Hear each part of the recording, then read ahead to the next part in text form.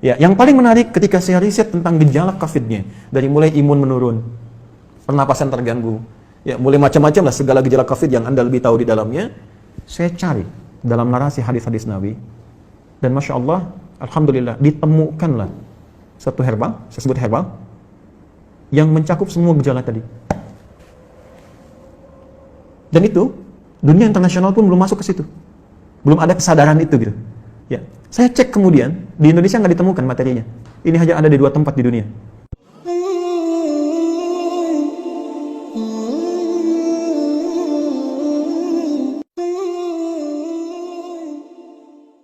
Kalau ditanya sikap apa yang mesti dibangun saat pandemi ini, maka sebagai seorang muslim, dari aspek ibadah, sikap yang mesti dia bangun adalah penguatan sisi spiritualnya. Ya, nanti di sini saya turunkan ada beberapa ayat di bagian ini yang memberi petunjuk langsung kepada kita. Jadi kalau nanti ada yang terkena COVID-nya misalnya, itu nanti mohon izin Prof, ada langsung zikirnya dibimbing oleh Al-Quran. Ya, bisa zikir yang standar Quran surah ke-26 ayat 80, zikirnya Nabi Ibrahim tuh. Wa idza maridtu fahuwa yashfin. Harus optimis. Kalau saya sakit pasti disembuhkan. Itu indah sekali di Quran itu. Jadi kalau Anda sakit pun mesti optimis sembuh. Ya, justru yang diajarkan tuh sikap optimisme. Saya selalu klaim ke teman-teman media, tuh Anda tuh gimana sih? 90% lebih sekarang berita tuh jelek semua. Kenapa nggak ditampilkan yang baik-baiknya? Ini sembuh begini, ini kekuatan begini. Itu kan motivasi gitu. Sekarang kita lihat setiap berita tuh A sampai B. Saya dari bangun tidur itu, ya setelah sholat, ngaji, macam-macam, saya jejerkan berita luar dengan dalam negeri. Itu beritanya 90% ke atas, jelek semua. Ini membuat manusia itu nggak semangat gitu. Ini mungkin frame yang kita mesti bangun. Mohon izin saya selesaikan sebentar. Nanti ada zikir yang standar, ada zikir Nabi Ayub. Ya kalau orang sudah mulai vonis dokternya ini sulit, ventilator sudah dipasang, sesak macam-macam. Ini luar biasa ini ya. Nanti ada zikir Nabi Ayub di Quran surah ke-21 misalnya, ayat 83 sampai dengan 84 yang divonis oleh orang nggak mungkin sembuh, ternyata sembuh. Sekali lagi, optimisme yang dibangun, inna ma'al usri yusra, ini pasti selesai, bahasa psikologinya. La yukallifullahu nafsan illa wus'aha, nggak mungkin saya diuji kecuali saya mampu mengatasi itu semua. Itu kalimat-kalimat positif dalam psikologi yang bisa membuat imun kita semakin naik. Nah sekarang saya cepat karena waktu saya berakhir, bagaimana ikhtiar secara muawalahnya. Ya, tadi saya sudah singgung, ini barangkali mesti dikoordinasikan, dan Alhamdulillah di pemerintah sudah membuat gugus tugas kan, gugus tugas COVID, ada penanganan secara sosial, sudah ada social distancing, physical distancing, sampai masuk juga ke ranah-ranah ibadah yang mau ke masjid ya, sudah ada fatwanya tersendiri. Itu nanti penerapannya itu yang harus disosialisasikan ke masyarakat, karena setiap tempat bisa beda kebijakan, ya, nggak semua dipukul rata gitu. Ini kan menarik juga, satu wilayah yang sangat dalam nggak ada COVID harus social distancing di masjid kan, agak aneh juga gitu ya. Nanti itu ada detail tertentu di situ. Saya ingin masuk kepada langkah yang sangat menarik. Prof ini juga herbal, mungkin teman-teman yang lain di kesehatan juga. Tapi saya nggak bisa buka ini ya, spesies genusnya saya ingin buka dulu sebentar. Tapi saya challenge, ya Bu Rektor, saya challenge ya nanti tim terbaik dari Unhas, kalau mau silahkan ke Bekasi, saya tunjukkan. Karena saya sudah uji ini 6 bulan dan Alhamdulillah 100% manfaatnya. Saya sudah zoom dengan 9 direktur rumah sakit, dengan pakar-pakar juga, dan kita support juga kepada bahkan beberapa kolega yang terkena COVID juga. Saya tidak katakan obat ya, karena obat harus ada uji klinis. Saya katakan herbal, nabawi, kan? Ini apa namanya? Prophetic healing ya. Jadi pendekatan dari tibbun nabawi, ada sesuatu yang sangat menarik. Nah, saya riset. Sekali lagi riset. Gejala-gejala yang terkait dengan COVID. Dari hasil tadi, dari yang mohon maaf teman-teman sekalian, ada yang dari Tiongkok tadi, dari beberapa negara yang disampaikan datanya oleh 4 ya, filenya datang ke saya. Dan ini hasil riset bukan sembarangan.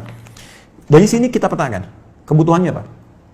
Saya mau share begini ya, sebelum saya sampai ke herbal dulu. Ini Tiongkok. Ya, saya printkan beberapa halaman, ini ada 140 halaman lebih model Tiongkok ini. Tahukah teman-teman, saat terjadi COVID ini, mereka sudah mempraktekkan apa yang didorongkan bahkan oleh Nabi jauh-jauh hari sebelumnya. Tapi bukan dalam konteks yang pertama ibadah tadi. Dalam konteks kehidupan muamalah dengan seluruh aspeknya, baik sosial, ekonomi, dan sebagainya. Saat terjadi ini, itu saya baca di laporan ini, pemerintah Tiongkok sudah mengumpulkan seluruh ahli medis dan herbal untuk berkumpul mengatasi, dulu masih epidemi, di Wuhan. Mereka kumpulkan semua alternatif.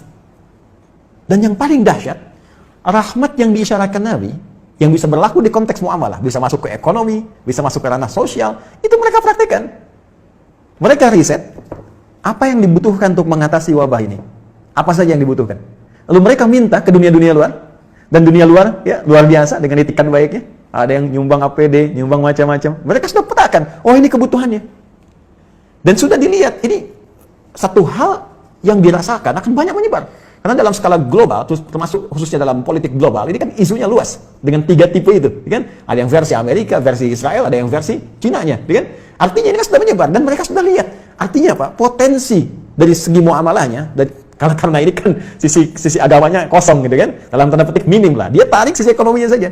Bahkan dari tim mereka punya tim khusus yang dalam bidang ekonomi untuk memetakan ada ribuan list yang mungkin bisa dimanfaatkan dengan situasi pandemi ini. Ini bikin APD, ini bikin kits, bikin ini, bikin itu, bikin sampai puncaknya vaksin. Dan mereka sudah prediksi. Akhirnya dari luar ditarik nyumbang ke sana, ketika di luar merasakan sudah mulai terkena dan kesulitan untuk itu, mereka ekspor. Seperti contoh gini ya, kami punya kelas riset. Kelas riset ini basicnya Al-Quran dan Hadis. Ada 5 kelas utama. Di antara 5 kelas itu nanti ada kelas pengusaha, ya, ada kelas dunia kesehatan. Kami tergabung dengan 400 dokter, ya, ada nakes ya, dan macam-macam. Itu belajar semua kurikulum dari Al-Quran dan Hadis. Sesuai spesialisasinya. Jadi kalau dokter mata, apa kurikulum mata di Al-Quran? Kita turunkan dalam pembelajaran. Ya, dokter gigi, dokter ini macam-macam termasuk kaitan dengan apa yang kita kaji. Saya riset dengan teman-teman yang di dunia usaha. Ini akan ada kebutuhan APD, masker dan sebagainya. Sampai kami buat standar yang nanti akan ditetapkan oleh pemerintah, ini standar APD. APD yang tersebar di Indonesia itu pionir pertama yang riset di antara kami. Ya, ini yang versi pemerintah untuk distandarkan. Ya, face shield, kita buat face shield, masker. Tahu nggak teman-teman, Prof?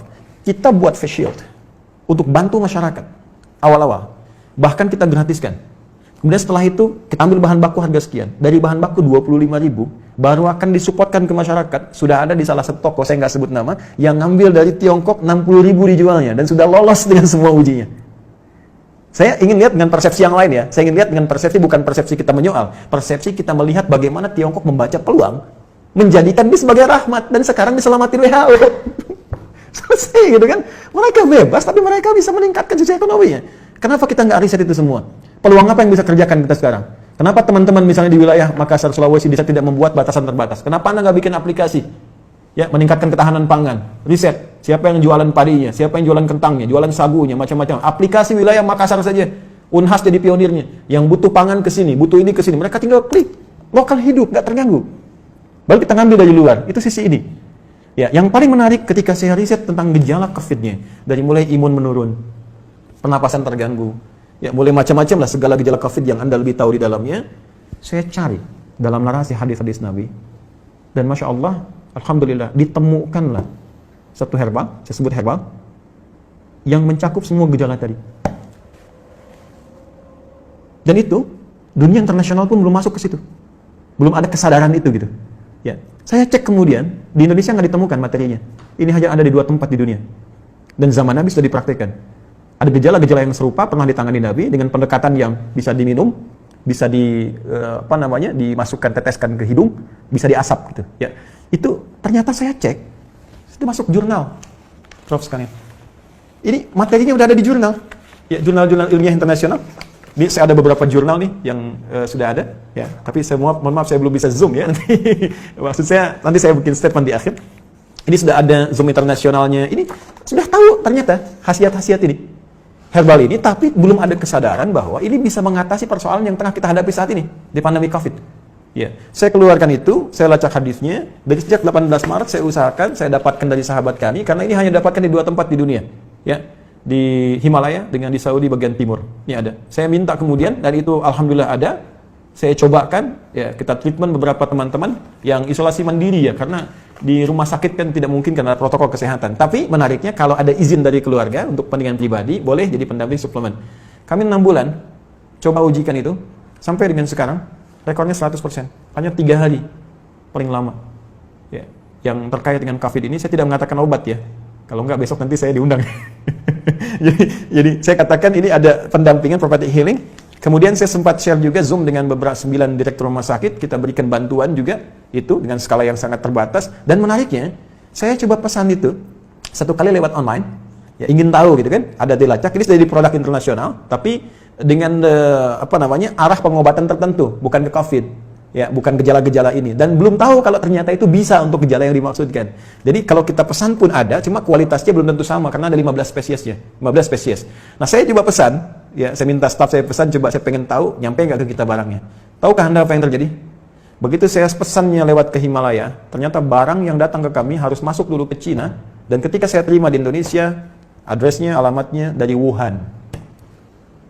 Anda bisa bayangkan bagaimana bisa kontrol terhadap itu pun mulai ada kesadaran. Dari beberapa tempat sekarang mulai ada kesadaran untuk itu. Saya sudah menyampaikan kepada relasi terkait teman-teman, saya katakan begini sampai ke negara pun. Jika negara membutuhkan ini dan benar, ya silahkan uji. Rekomendasi kami siapapun yang ingin menguji dari pihak manapun, silahkan uji di lab. Kalau betul terbukti ada manfaatnya, saya serahkan sepenuhnya untuk negara. Saya tidak akan mengambil apapun dari ini dengan kecintaan kami kepada Indonesia. Hanya saya ingin satu saja, sebutkan referensinya bahwa ini dari hadis Nabi. Itu saja. Ya, jadi saya juga challenge teman-teman yang di Unhas, nanti boleh timnya main ke sini, Anda boleh analisis, saya serahkan nanti jurnal-jurnalnya, dipelajari dan sebagainya, hadis-hadisnya, tapi infonya kami sudah 6 bulan melakukan treatment dengan pendekatan prophetic healing ini, dan hatinya 100% sampai dengan hari ini. Alhamdulillah, termasuk kemarin yang di media-media yang diinfokan kolega-kolega pejabat-pejabat, ada yang kami support itu, dan mereka menginfokan juga sangat luar biasa. Ini bisa juga untuk diabetes, bisa. Kemudian kemarin ada yang kompleks antara diabetes dengan liver, dia menggunakan medis, ya medis belum ada pengaruh, mungkin belum cocok saja, mohon izin ya. Lalu coba kami support dengan itu, dia selesaikan medisnya, dia tidak minum dulu, dia konsumsi itu kami berikan karena ini hanya 2 pekan, hanya boleh dikonsumsi dalam 2 pekan, kemudian selesai 1 pekan baru nyambung kembali. Apa yang terjadi? Hanya dalam 3 hari terjadi pemulihan yang sangat luar biasa, dia sudah bisa ke masjid, sudah beraktivitas dan sudah normal kembali. Saya ingin katakan begini, betapa ini rahmat untuk kita dalam aspek muamalah. Kita bisa terbuka, bangsa kita bisa lebih kreatif, bikin APD, bikin peluang, bikin macam-macam. Semua sifat makro dalam bernegara itu bisa kita dudukan di sini. Yuk, dari segi ekonomi apa sih yang bisa kita ambil manfaat dari sini? Jangan dikeluhkan semua. Ya, dari segi ibadah sudah selesai tadi. Ya, dari segi kehidupan sosial seperti apa? Ada banyak hikmah yang bisa kita gali. Silaturahim, penguatan di keluarga, ya, penguatan di kampus dan sebagainya, dan tentunya teraplikasikannya nilai-nilai kebangsaan dengan nilai yang lebih luas. Saya kira itu yang bisa saya sampaikan. Ya, sebagai uraian dengan basic tadi apa yang dimintakan. Saya pikir Bapak Ibu lebih memahami apa yang saya sampaikan, dan saya banyak belajar dari Bapak Ibu sekalian. Ini hanya share saja apa yang saya temukan. Boleh jadi Anda menemukan yang lebih baik dari apa yang pernah saya risetkan. Saya kira demikian yang saya sampaikan.